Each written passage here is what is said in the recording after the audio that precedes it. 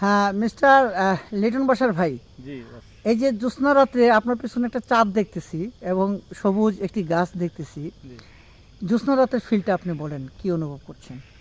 এখন এই মুহূর্তে আমার ফিল, যদি এই সময় আমার মনের মানুষটা কাছে থাকতো, হুম হুম তখন যে হুম অনুভূতিটা হতো হুম সেই শূন্যতা এখন অনুভব করতেছি। হুম হুম হুম হুম, সুন্দর কথা।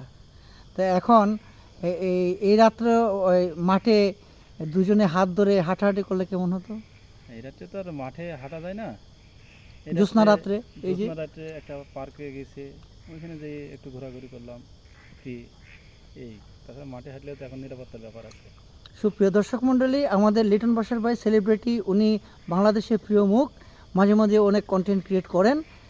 ওনার মুখে আজকে শুনলাম এই যে ভর জ্যোৎস্নার মধ্যে উপরে দেখতে পাচ্ছেন চাঁদ, চাঁদের মধ্যে খুব সুন্দর একটি আমাদেরকে উপমা দিলেন। Thank you so much. ওনাকে ফলো করবেন, লাইক দিবেন, শেয়ার করবেন।